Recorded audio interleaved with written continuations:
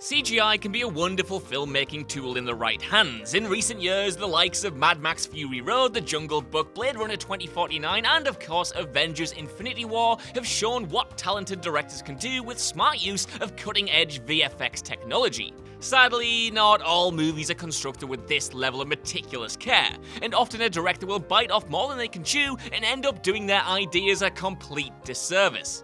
Dodgy CGI might not necessarily tank an entire movie, though it sometimes absolutely can, but in many cases it's just inconceivable that movies so expensive and otherwise well crafted can look so lackluster in the area where the money really needed to be spent. We've come a long way from the days of The Rock being the Scorpion King, but sometimes it feels like not a day has passed. I'm Josh from WhatCulture.com, and these are 10 recent movies that grossly overestimated what their CGI could do.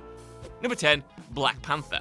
Black Panther may be one of 2018's best blockbusters, but even with Marvel's deep pockets, they apparently couldn't throw some more cash at director Ryan Coogler to fully realize the movie's final battle. The climactic fight between T'Challa and Eric Killmonger looks more garish than one of my bad Hawaiian shirts, taking place in an entirely CGI train tunnel. Worse still, the majority of the fight itself has clearly been keyframe animated rather than rendered from performance capture, making the physics of even basic movements seem off-puttingly floaty.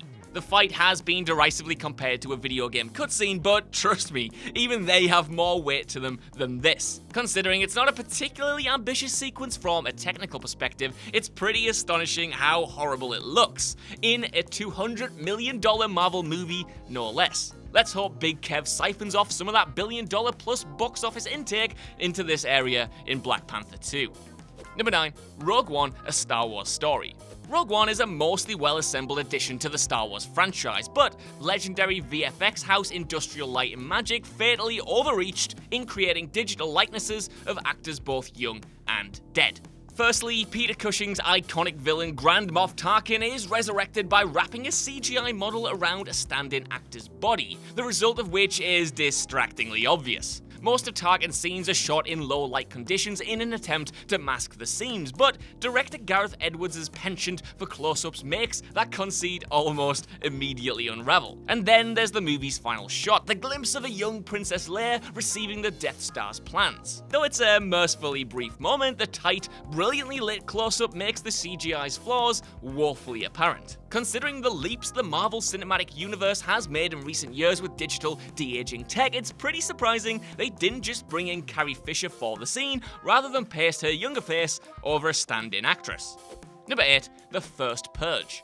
Though it certainly wouldn't be reasonable to expect the $13 million The First Purge to boast the same cutting-edge visual effects of a $200 million tentpole, it's nevertheless utterly shocking how terrible this thriller's prequel use of green screen actually is. In the first few minutes of the movie, we're introduced to one of the Purge's architects, Dr. May Updale, who is supposed to be standing outside while speaking to a news reporter. Except it's hilariously obvious to anyone with a functioning pair of eyeballs that she's standing in front of a green screen. There are just so many telltale giveaways. The lighting of the actors doesn't match the background, and there's even an ugly digital blur around the actors apparent enough it'd probably make some YouTubers broadcasting out of their bedrooms cringe. Listen, I know how much of a pain it can be to accurately key someone out of a green screen. I've seen James Heppel crying due to the problems my Barnett has caused him, but given these movies routinely crank in about $120 million worldwide, the aggressive penny pinching here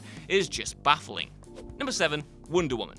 For its first 2 acts, Wonder Woman is a terrifically entertaining superhero origin story, making judicious use of visual effects to cement Diana's overwhelming power and, most importantly, her inspiring heroism. Then the movie forgets about all of that, going full DCEU as Diana takes on Ares in a blurry, goofy-looking climax. There are numerous problems here. Fire is one of the most difficult to render digital elements, and there's a ton of it in this scene, while the floaty physics look intensely silly and the abundance of CGI objects thrown around are distractingly phony. There's no real reason why the fight couldn't have been achieved by putting the actor in an actual suit of armor and adding a few digital elements here and there, rather than just comically pasting his face inside of a digital husk. It's a disappointingly conventional, ugly finale to a movie that was otherwise pleasantly surprising in almost every aspect. Number 6, Baywatch. The Baywatch reboot wasn't quite as bad as, say, Dirty Grandpa, but it wasn't far off. However, it was worth watching to prove just how hard it is to get CGI fire right, especially when you leave it to the intern of the VFX house to crank out on a Friday afternoon. Baywatch's $69 million budget, nice, was certainly on the higher end for action comedy movies, and one can only assume too much of that bank went straight to star Dwayne Johnson, leaving little for the sequence where Johnson and his lifeguard pals rescue the passengers of a flaming boat. The fire here looks only marginally better than the jagged orange sprites you'd see in a late period PS2 game, never once selling the illusion that anyone is in danger or that Johnson and co are actually standing mere inches away from skin-singering flames. You might be inclined to say that, ooh Josh, it's supposed to be bad, that's the joke, but come on, you're giving this movie far too much credit. Number 5, Deadpool 2. For the most part, Deadpool 2 is a smartly assembled sequel. Its $110 million budget is almost double that of the original, but for the most part, it's clear where the money has gone. Though there are few effects in the film that many would consider first-rate, the CGI throughout Deadpool 2 is at least consistently decent. However, there is one brief, conspicuously ugly sequence which just doesn't cut the mustard. During the infamous X-Force assault sequence, Domino is one of the few heroes to make it to the ground, and upon her landing in the street we're treated to a ghastly CGI-fueled sequence in which she causes a series of car accidents, resulting in a petrol station spectacularly exploding. The quality of the effects takes a horrendous dip here. It's blatantly obvious the actors are standing in front of a digital road, the animated falling lamppost and swerving car are insanely janky, and the plastic-looking explosion wouldn't seem amiss in a movie from the early 2000s. Number 4, Bohemian Rhapsody. It doesn't matter if you thought Bohemian Rhapsody was a glorious send-up of one of the best rock bands of all time, or a complete train wreck that did a disservice to a compelling, complex real-life story. Everyone agrees that the final Live Aid performance is a thing of beauty. Mimicking the real TV broadcast, every little cut, mannerism, and detail had been painstakingly recreated. It's enough to make you forget about the terrible wigs and fake teeth that made the first half of the film seem so artificial. At least it is until it cuts to the obviously CGI crowd.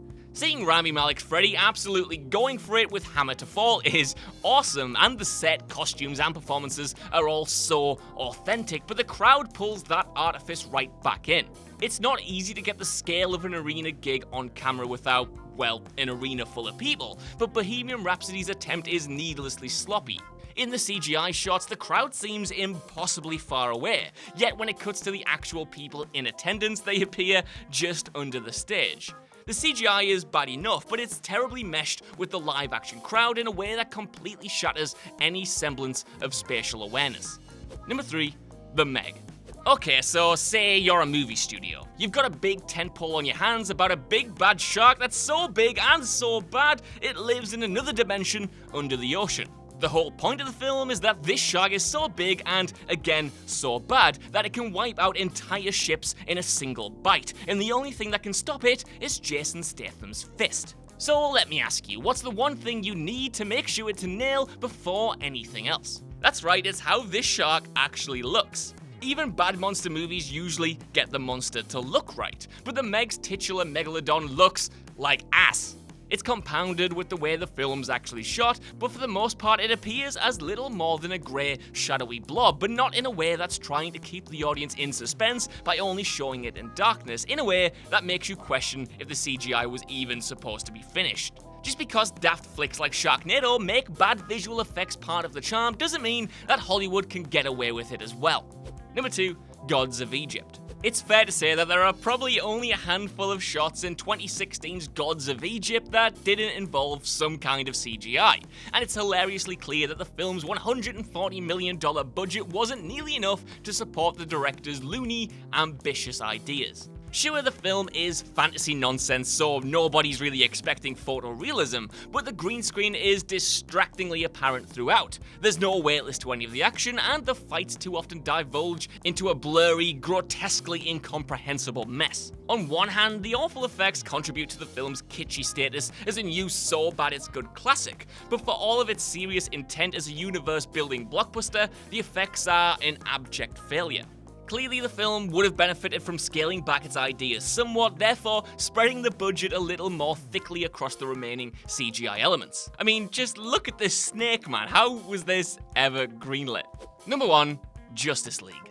Oh, Justice League. Could it have been anything else? The movie's hellish production is well documented by this point, and even though Warner Brothers ended up throwing $300 million at the superhero tentpole, it still turned out one of the most visually repulsive blockbusters of the last few years. I mean, seriously, where to even begin? Even more so than Zack Snyder's previous DCEU movies, almost any scene involving a superhero feels aggressively superficial due to the excess of green screen and digital touch-ups involved. The film's finale in particular, with its comically fake red sky and PS3 render villain Steppenwolf, could easily pass for being about a decade old. Of course, I can't go without saying the most egregious and widely ridiculed VFX element, which was the digital removal of Henry Cavill's mustache, which the movie did not attempt to hide one little bit and even opted to open on a shot of it. Good gods, man, why?